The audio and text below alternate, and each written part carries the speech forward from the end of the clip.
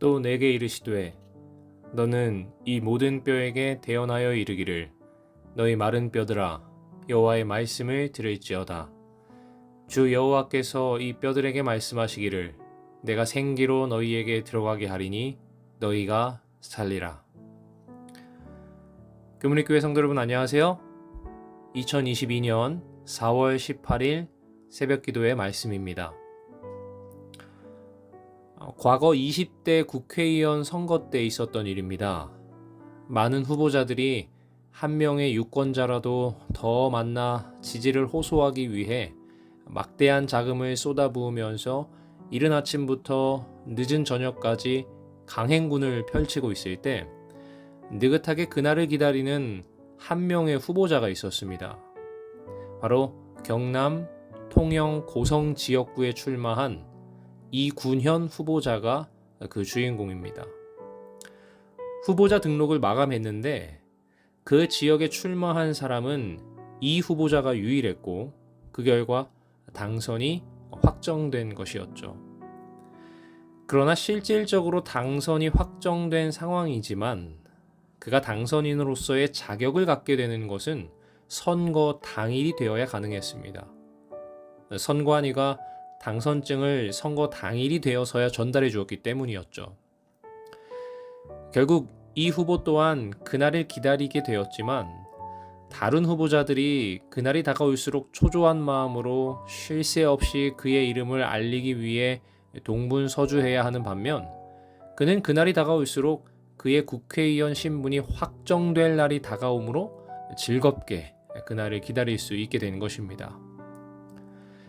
예수님께서 당신의 공생애를 시작하시기 전 예수님의 앞길을 준비하기 위해 먼저 활동을 시작한 한 인물이 있었는데 바로 침례 요한입니다.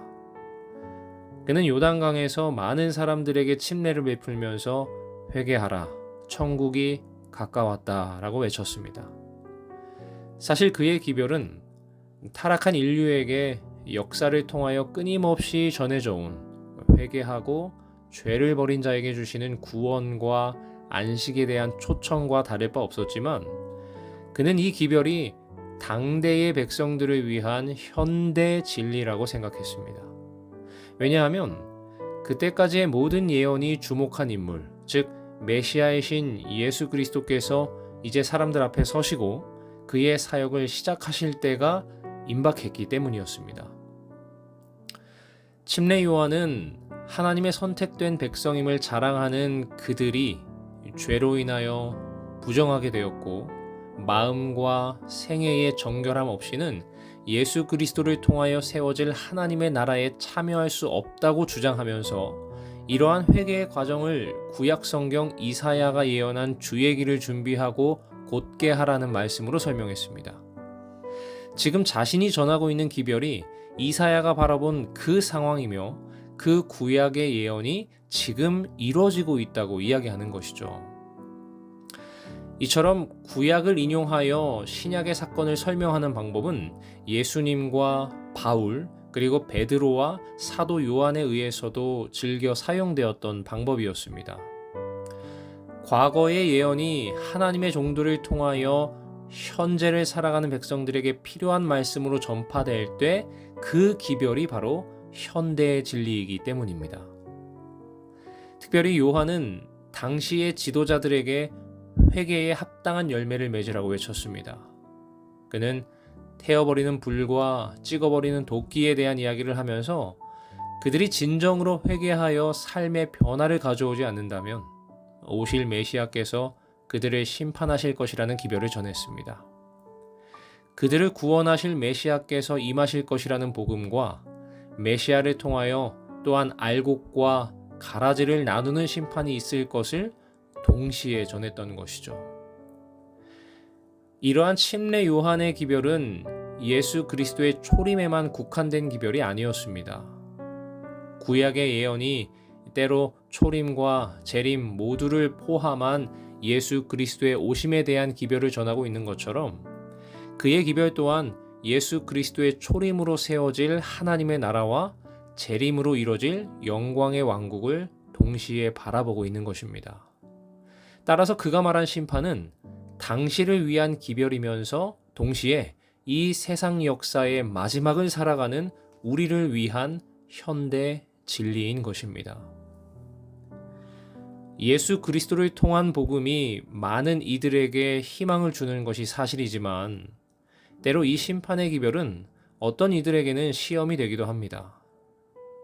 그러나 데살로니가후서 3장 2절의 기록처럼 예수님께서 구원의 조건으로 제시하신 믿음이 모든 사람의 것이 아니라는 사실은 부인할 수 없는 현실이므로 궁극적으로 죄의 모든 흔적이 사라진 완벽한 천국이 이르기 전에 불신의 세상에 대한 심판이 있어야 함은 자명한 사실인 것 같습니다.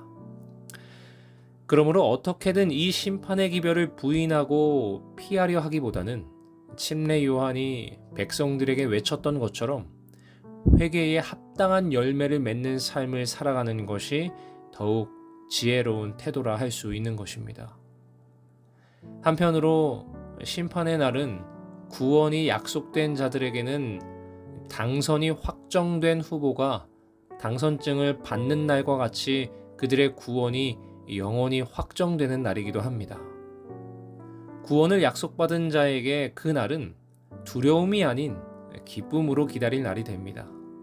이러한 자들에게 심판의 소식은 새 천사의 기별은 진정한 복음이 될 수 있는 것입니다. 침례 요한은 엘리야의 심령과 능력을 가지고 나타난 그리스도의 초림을 위하여 그 길을 예비하는 자였습니다. 그의 모습은 또한 이 세상의 끝날에 주님의 재림을 위하여 그와 같은 모습으로 이 세상을 준비시킬 백성들의 출현을 표상하고 있습니다. 우리가 바로 그 무리, 그 백성입니다.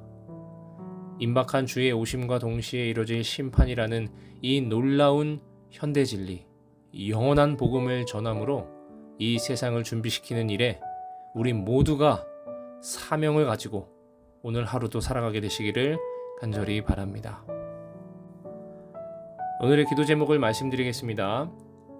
먼저 우리 교회 환우들을 위해서 계속해서 기도해 주시고 또 우리 교회 청년들을 위해서 기도해 주시기 바랍니다. 특별히 오늘은 안진이, 양혜원, 엄지민, 유동우 청년을 위해서 기도해 주시기 바랍니다.